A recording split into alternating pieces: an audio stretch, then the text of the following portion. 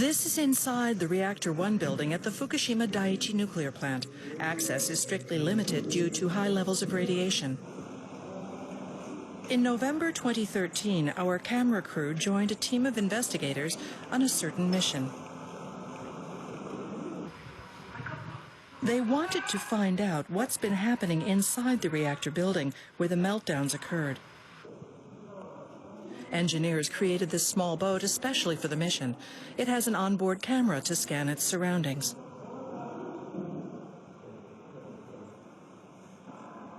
The boat ventures into an area with such high radiation, it's off limits to humans.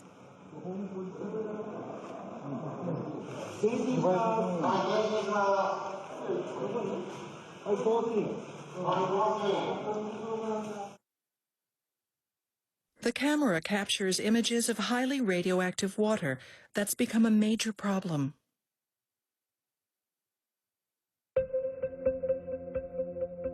It's the first visual confirmation of leaks from the reactor.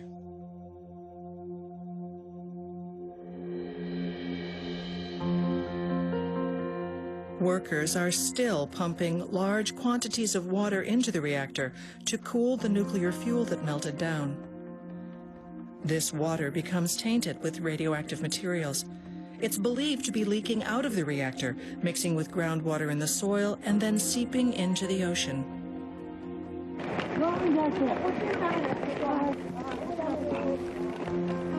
The plant's operator, Tokyo Electric Power Company, or TEPCO, has been unable to keep the toxic water from escaping. TEPCO has tried a number of measures to fix the problem, but tainted water continues to leak into a port attached to the plant.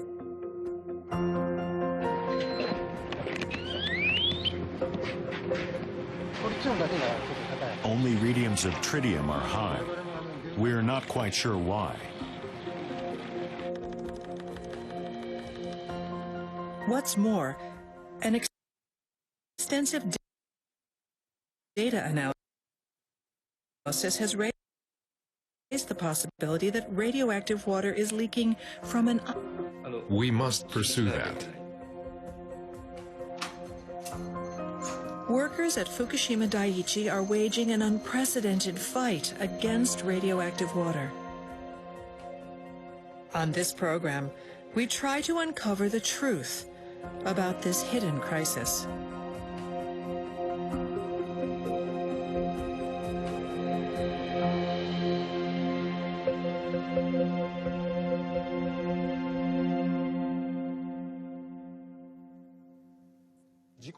Nearly 3 years after the nuclear meltdowns at Fukushima Daiichi, workers began removing spent fuel from Reactor 4. TEPCO has finally taken the first step toward decommissioning the plant, a process that could take up to 40 years to finish. The meltdowns led to a serious problem that workers must still contend with today: the presence of water contaminated with radioactive substances. In July 2013, investigators realized that tainted water was draining unchecked into the ocean. The discovery of additional leaks since then has worried local residents and drawn international criticism. The source of the contamination is nuclear fuel inside the reactor's containment vessel. Take a look at this. The nuclear fuel was originally here, inside the reactor. After the core melted down, some of the fuel is believed to have penetrated the reactor shell and reached the bottom of the containment vessel. The fuel is still emitting heat. That's why water is being pumped in to cool it down. Water exposed to radioactive materials gets contaminated. It then leaks from the damaged containment vessel and accumulates inside the reactor building. And something is making matters worse: groundwater flowing in from the mountainside. The groundwater leads to more radioactive water accumulating inside the building. The volume increases by about 400 tons every single day. There are now about 1,000 tanks at the plant for holding tainted water. But workers have detected a series of leaks in the tanks. underscoring the potential risks. Groundwater flowing under and around the reactor building is another problem. It seems to mix with radioactive water leaking into the soil and then drains into the ocean. Fixing the problem would require locating the damaged areas of the containment vessel and sealing them. But so far, no one has figured out exactly where the damage is. We accompanied investigators searching to find out.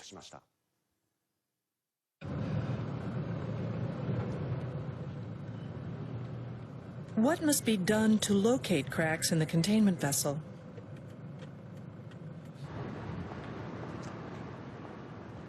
Immediately after the disaster, investigators began looking for the answer as part of a government project.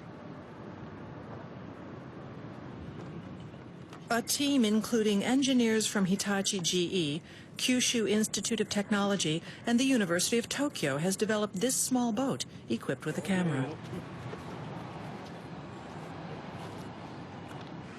Wireless communications can't be used under high levels of radiation, so engineers developed a special wire to remotely control the boat. Investigators will use this boat to search for cracks in the containment vessel.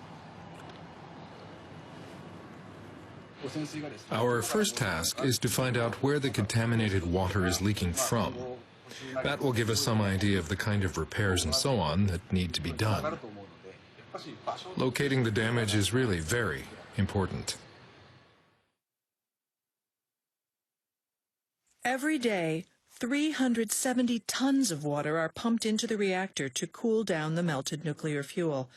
That water is escaping from the bottom of the reactor, which was damaged in the accident, and flowing into the containment vessel. There's more. The tainted water has even breached the containment vessel, the last line of defense for containing the radiation. It's flooded the floor of the building. But so far, investigators have been unable to determine exactly where the water is leaking from. The main part of the vessel is surrounded by a thick layer of concrete. Contaminated water is accumulating around it. High levels of radiation prevent people from going near. So, investigators plan to place the remote-controlled boat in the water from a distance. They would then search for leaks, as far as the camera could see. Investigators suspected that large ducts extending from the containment vessel were the source of the leaks. They decided to focus on them.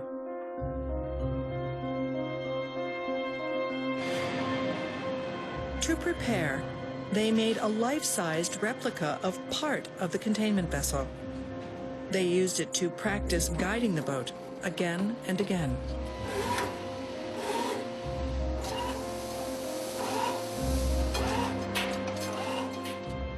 The boat's operators must work accurately and speedily to minimize the amount of time they spend at the site.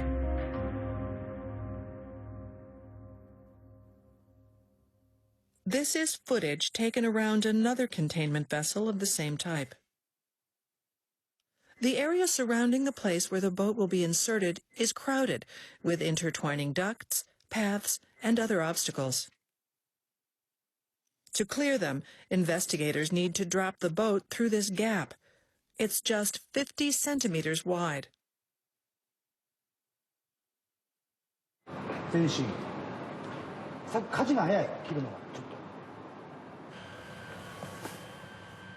The project has cost more than $3 million. The team needed to do a lot of preparation before they attempted the actual investigation.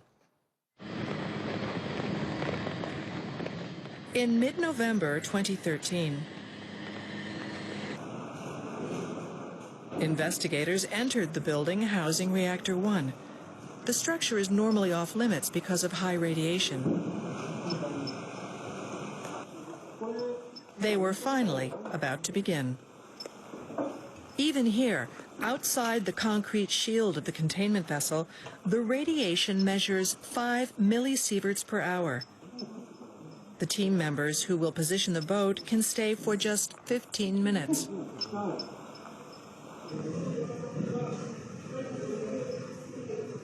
Operators will remotely control the boat from a room on the second floor.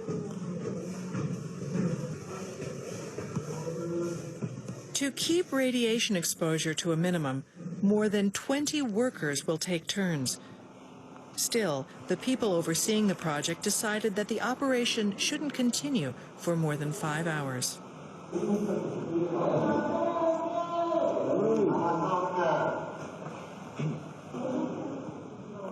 From this point on, investigators will move the boat by remote control.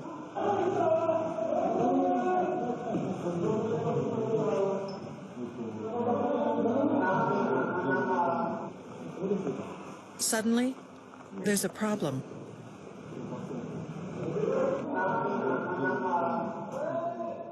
The operator is having trouble guiding the boat through the gap. It's narrower than team members had thought.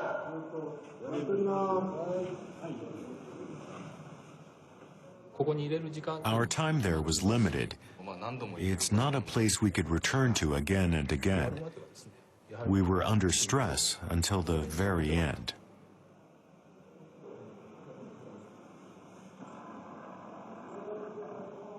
The investigators have had plenty of practice.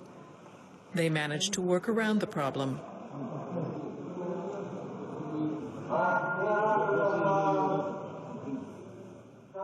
The boat is finally in the water. It begins to move forward.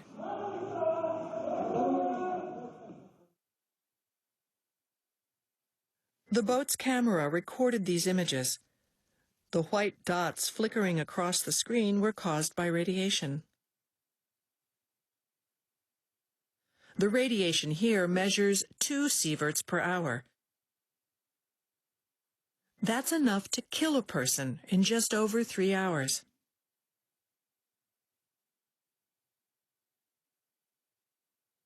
Then, the camera captures water rushing down the wall. This is the contaminated water. The operator points the camera up to try to locate any cracks, but none are visible. The tainted water was videotaped right under one of the ducts that are a focus of the investigation. The duct is connected to the containment vessel. The camera also spotted another leak. This is the concrete shield that surrounds the containment vessel. Contaminated water is gushing out from a fractured pipe.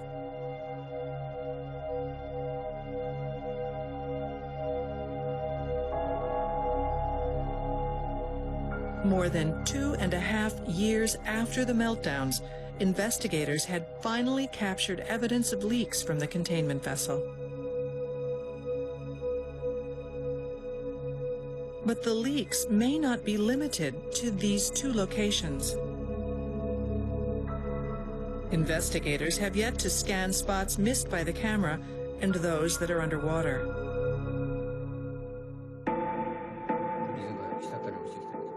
What do the results of the investigation tell us? We asked experts to analyze the video. They focused on the fractured pipe, the source of the second leak.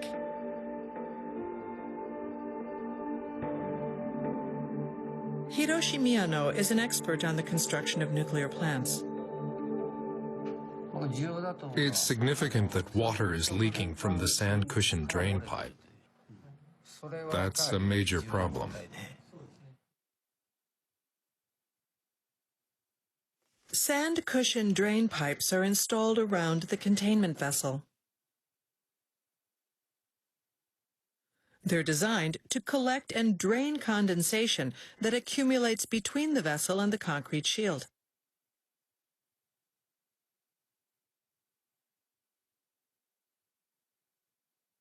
Miyano says under normal conditions, water would never flow out so vigorously. Given the amount, it's hard to imagine that it all comes from the condensation formed here. There must be an opening somewhere. It's a very difficult problem. The containment vessel itself must be compromised. Miyano says the probable location of the leak will make fixing the problem difficult. It's thought to be near the point where the pipe is attached to the vessel, but the only way to see for sure is to access the space between the vessel and the concrete. The gap is just 5 centimeters wide.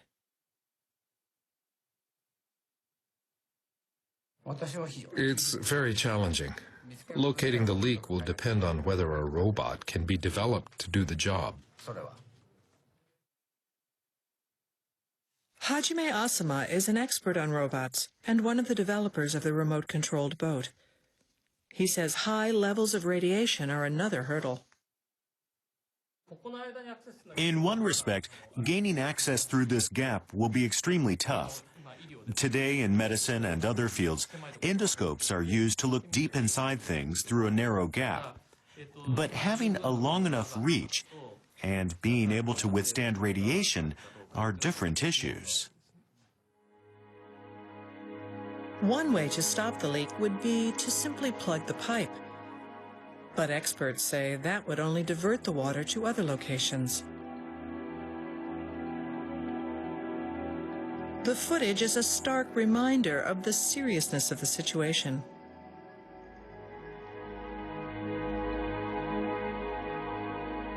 How long will the contamination continue?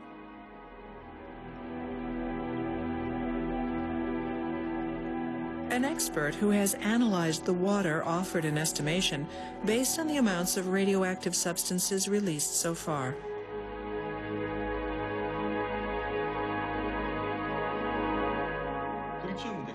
Given the amount released to date, tritium will be emitted for more than 20 years at the least. Cesium will continue for even longer, another 40 or 50 years. The water recirculates. Will contamination persist as long as the recirculation continues? I think so.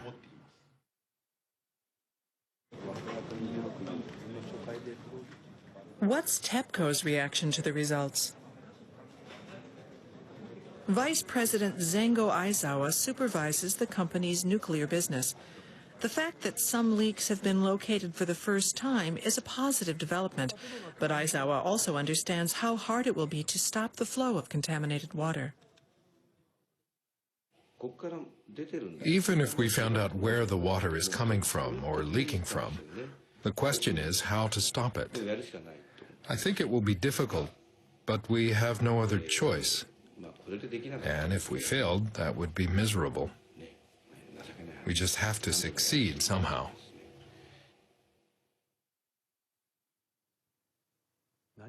The investigators began from square one and finally captured images of water leaking from the containment vessel, but they have yet to pinpoint the location of the damage. Given that crisis managers are still in the dark about the situation in reactors 2 and 3, it seems the road ahead will be tough. Even now, water is constantly being pumped into the containment vessel to cool down the nuclear fuel, creating more toxic water. The water then flows toward the turbine building next door and into underground utility tunnels called trenches on the side facing the ocean. TEPCO has maintained that it took measures after the accident to contain the contaminated water. It's true that in ocean water beyond the plant's port, tests show the amount of radioactive pollutants no longer exceeds the government's safety limit. But have a look at this chart. It shows the concentration of radioactive cesium in water inside the port. It dropped sharply at one point after the accident, but it has leveled off since 2012. At times, it has even exceeded the government's limit. This means that radioactive water is still draining into the sea. The question is how. Investigators suspect the source is these trenches near the ocean.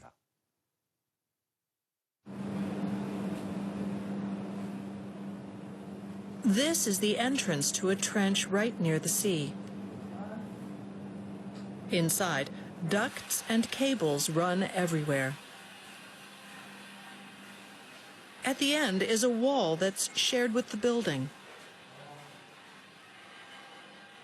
There are gaps in the holes for ducts. In the buildings that house reactors 2 and 3, massive amounts of contaminated water have flowed into the trench through such gaps. It's thought that this is how tainted water is draining into the ocean. This theory is supported by data on radioactive cesium levels. Workers took measurements in monitoring wells in September and October 2013.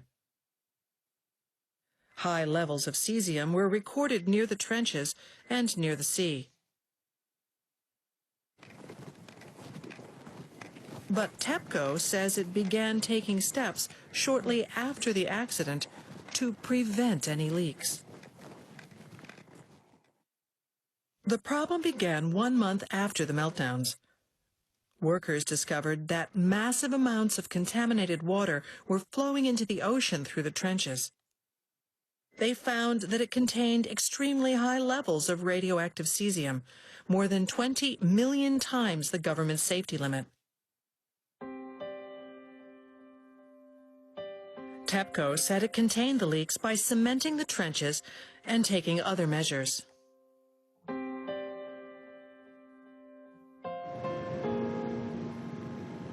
But even today, radioactive cesium is detected in groundwater from nearby locations.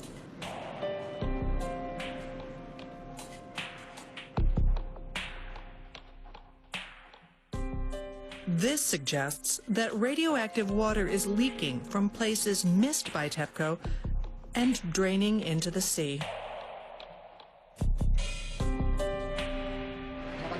It's quite difficult to stop the contaminated water immediately. We'll have to deal with it over the long term. What can be done to prevent the tainted water from flowing into the sea? TEPCO is under pressure to come up with a solution. Workers are creating a wall underground to block the toxic water from reaching the ocean.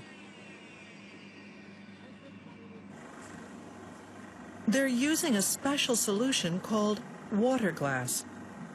It solidifies in the soil, creating an underground dam. To block strong radiation from the contaminated groundwater, workers lay lead plates over the soil before getting to work.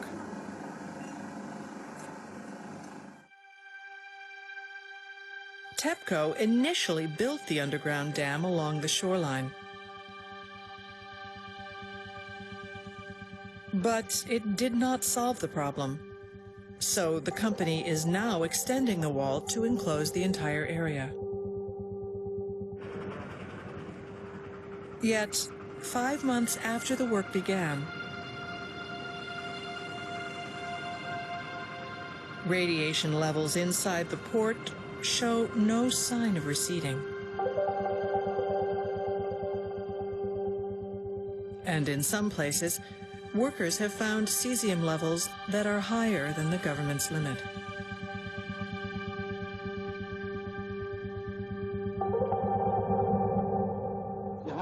The flow of contaminated water into the ocean is causing problems and worrying people. We are doing all we can to secure the needed resources and take the necessary measures as quickly as possible. But there are many challenges.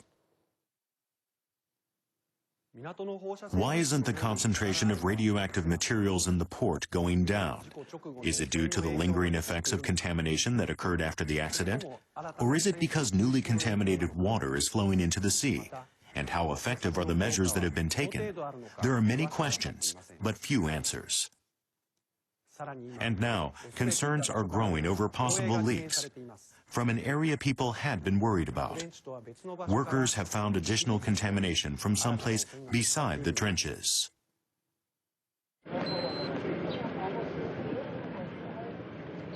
The structure housing Reactor 1 is suspected to be a new source of leakage.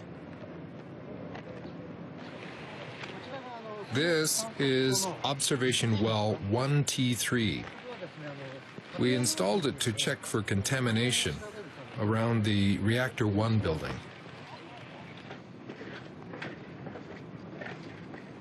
In September 2013, the level of radioactive tritium found in groundwater from this well exceeded the government's safety limit for the first time.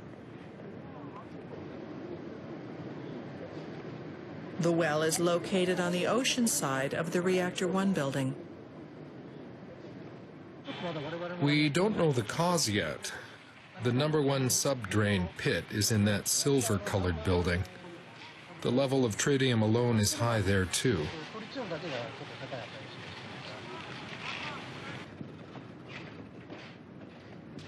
This well is closer to the Reactor 1 building.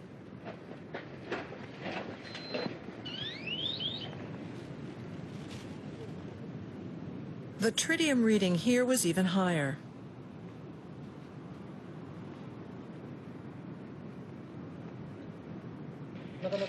We're having a hard time figuring out why, so we've dug additional observation wells.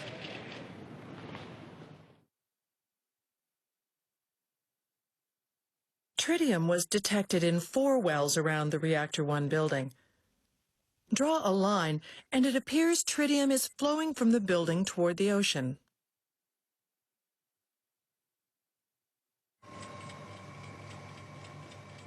Why is the discovery of tritium significant? It suggests that the contamination could spread further.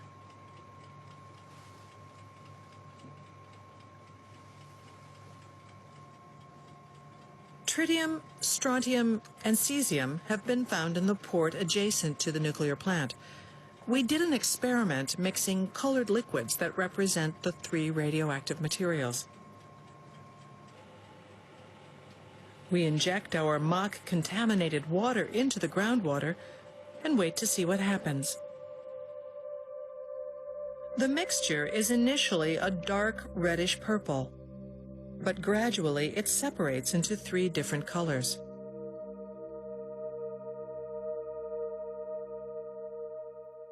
Tritium, shown in orange, flows with the water. It's the first of the 3 liquids to reach the sea.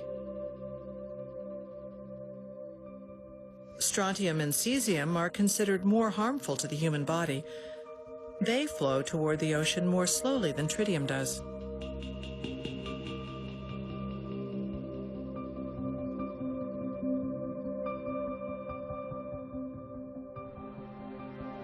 The detection of tritium suggests that the other radioactive materials may eventually seep into the ocean too.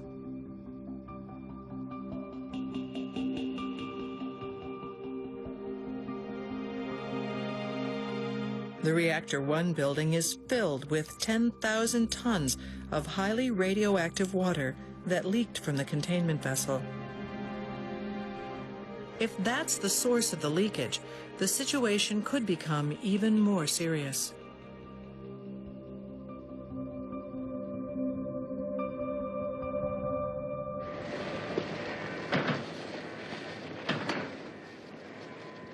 Contaminated water could be flowing directly from the reactor building, not just from the trenches.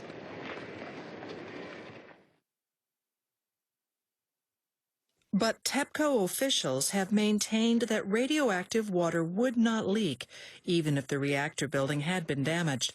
That's because they removed some of the contaminated water with a pump and kept the level lower than the groundwater.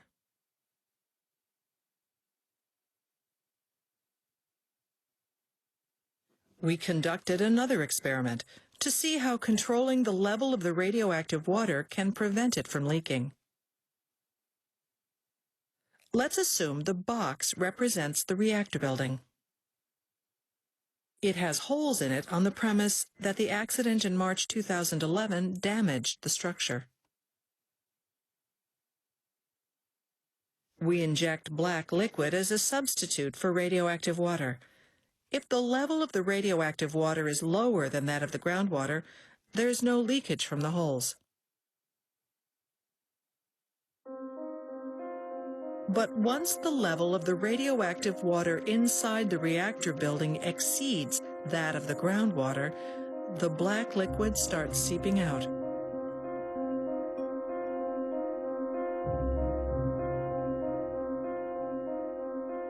TEPCO officials figured that if they kept the level of contaminated water lower than the groundwater, the pressure difference would prevent it from leaking.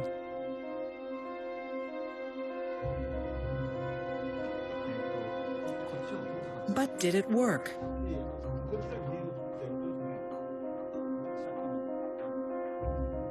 We performed our own analysis with help from experts. We focused on the relationship between the radioactive water and the level of the groundwater, which fluctuates. By comparing all the available data, we found that the water levels were reversed for more than 6 months following the accident. The water level in the subdrain pit and the level in the reactor building were reversed by about 1 meter. Of course, if the levels are inverted, leaks become possible. It's like the whole reactor building has been containing it. If something happens and the water leaks, there's little that can be done. Let's look at groundwater levels at different locations. The data show the water levels vary significantly due to geological variations. It's not easy to contain radioactive water by controlling water levels.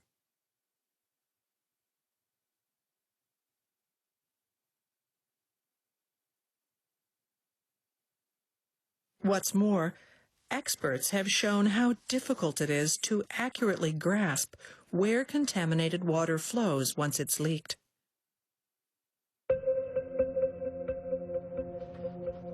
Professor Hiroyuki Tosaka specializes in simulations of groundwater movement. He explored the flow of the radioactive water based on data about the reactor buildings obtained by NHK and geographical conditions.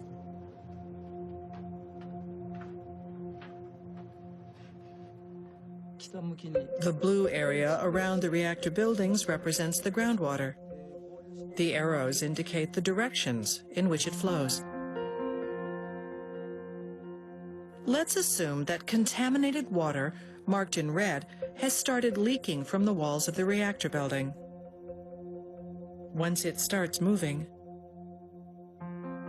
the contaminated water flows to the left and then spreads in an arc toward the ocean.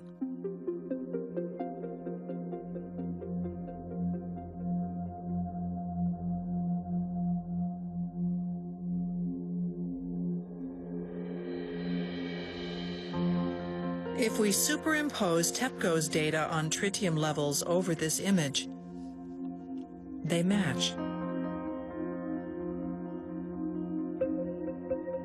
The simulation suggests that the radioactive water might have traveled along a complex route and flowed into the sea.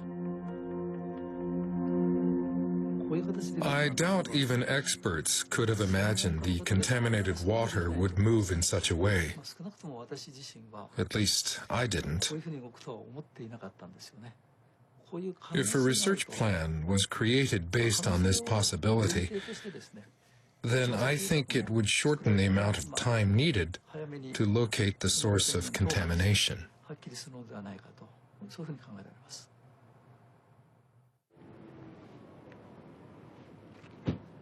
How widespread is the contamination around the reactor buildings? On this day, TEPCO Vice President Aizawa visits the plant for an inspection.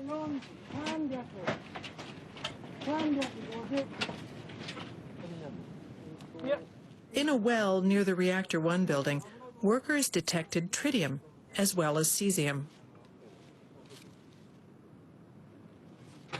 This is subdrain pit number 2. Radiation at number 2 isn't high, right? Right. Not that high at number 2, but high at number 1 nearby.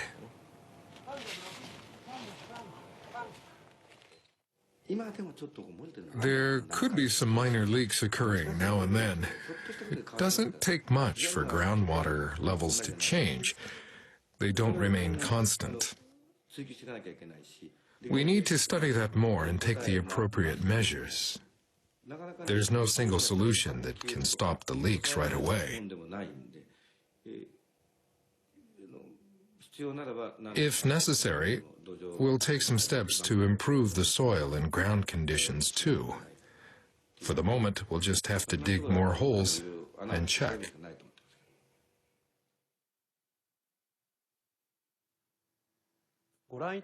As the simulation indicated, it's difficult to get a clear picture of how contaminated water travels underground, out of sight. The reality is that many things remain a mystery. What has become clear is that it's very hard to control radioactive materials once they get into the environment. Given how difficult it is to assess what's really happening, are there effective ways to prevent leaks of radioactive water? Officials from the Japanese government and TEPCO are considering radical measures. One is trying to keep leaked radioactive water from spilling into the ocean. The other is to enclose the reactor buildings, which are filled with huge amounts of radioactive water.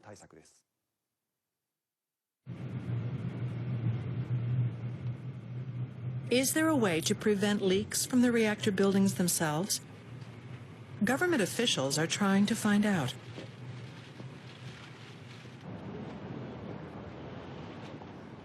Koichi Noda is a director at the Industry Ministry who's stationed in Fukushima. His task is to find a way to contain the radioactive water.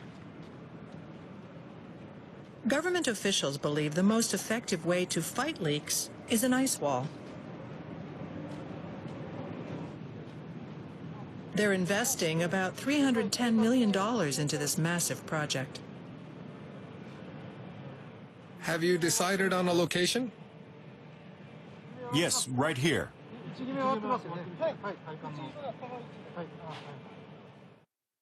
The underground ice wall will surround the buildings for reactors 1 through 4 and extend for 1.4 kilometers. The aim is to contain the radioactive water by freezing the soil to a depth where groundwater doesn't flow. A test began in December 2013 around Reactor 4 to check the effectiveness of the ice wall. No one has ever attempted to build anything like this before. It will take more than a year to complete. What we're most concerned about is whether we can freeze the soil completely. We're conducting tests to make sure of that. It's important to proceed cautiously, taking one sure step at a time. Hydroelectric dam is located on the Columbia River that supplies the power. Is there an effective way to keep radioactive water from reaching the sea? TEPCO engineers visited the U.S. state of Washington. They went to see what's being done overseas to prevent leaks of radioactive water. We are now down to slab on grade and completing a lot of the cleanup both above ground and below ground, which includes groundwater remediation. And The Hanford site used to produce plutonium, a raw material for atomic bombs, including the one dropped on Nagasaki in 1945. The facility's underground tanks were full of radioactive water, a byproduct of plutonium production. A huge amount of radioactive water leaked from these tanks. The U.S. government has spent many years addressing the problem.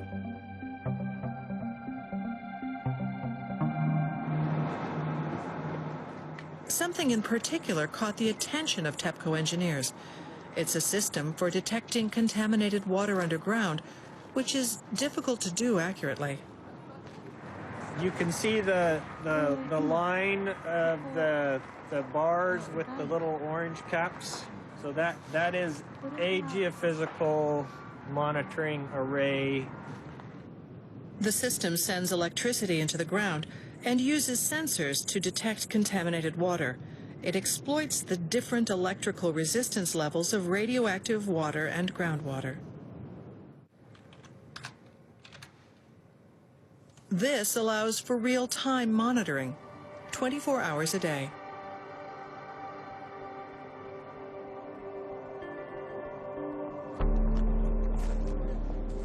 U.S. engineers also developed new technology for decontaminating radioactive water.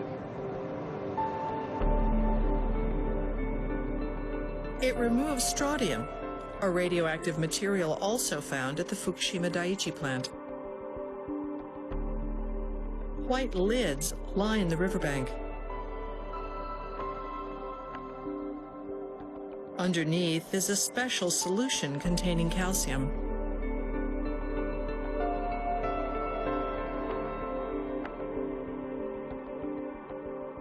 In this solution, calcium is combined with phosphoric acid. Strontium has a strong tendency to combine with phosphoric acid. It replaces the calcium.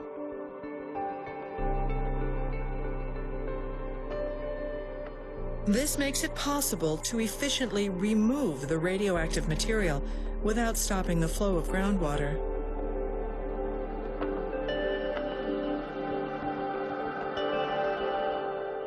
And then we have also designed the barrier to have enough calcium to be effective for a 300-year period. And this will also, with a 30-year half-life, approximately a 30-year half-life, right, gives you enough time for it to decay down to below standards. Instead of completely blocking the water, this method lets it pass through a strontium barrier and flow into the river. I think it's an excellent idea. But further research revealed that using this technology in Fukushima would be challenging.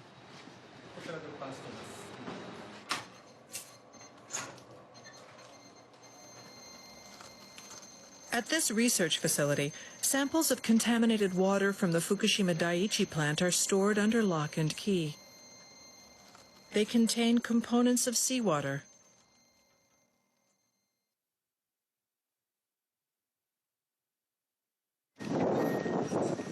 Right after the accident, fire engines were used to inject large amounts of seawater into the reactors to cool them.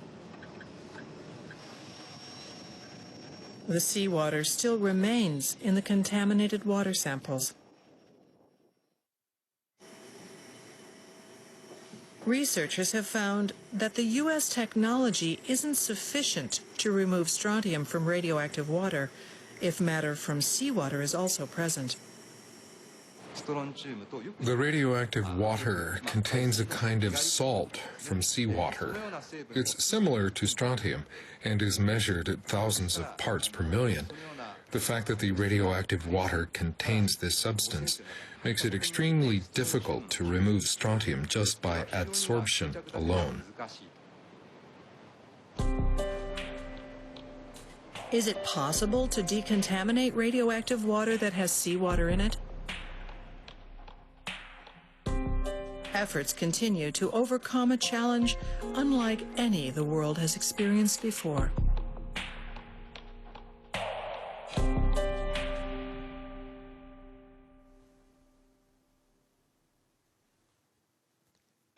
Each approach presents hurdles that must be tackled. At this point, there is no definitive solution. In October 2013, the government invited specialists from around the world to submit proposals for containing the radioactive water. Officials are now screening some 780 suggestions. The problem of water contamination in Fukushima isn't something that can be resolved through a single measure. A variety of steps is needed, along with the assumption that some may fail. There will be more radioactive water in the future. The crisis triggered by the meltdowns isn't over. Until the problem of contaminated water is resolved, workers won't be able to remove the molten nuclear fuel and decommission the damaged reactors.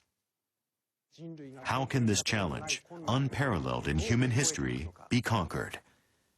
Japan's resolve to face this seemingly endless battle is being put to the test.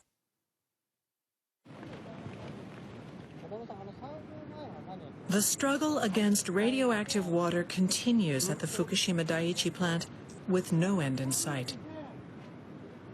TEPCO is installing concrete walls around the reactor buildings. The walls are meant to protect workers from radiation. But just a few steps away,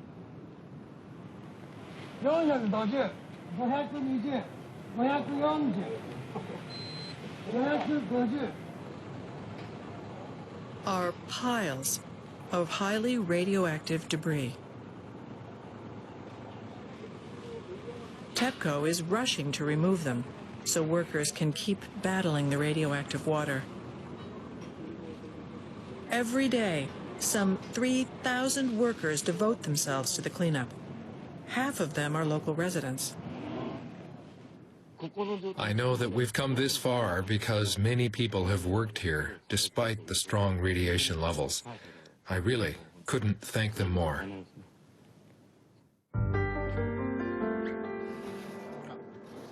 The path to decommissioning is a long one. Will it be possible to secure enough workers? This man has worked at Fukushima Daiichi for many years. His total radiation exposure already exceeds the safety limit set by the government. More and more people like him are unable to work at the nuclear plant. Once you hit the limit, you can't work there. You can no longer use all the skills you've gained. It'll take 30 years to decommission the reactors, but you can't help. We need people to get the job done. Otherwise, we won't be able to go back home. It will take decades to decommission the reactors. And contaminated water is making the job harder. The goal is clear, but figuring out how to get there is the problem. 421、570、570、600。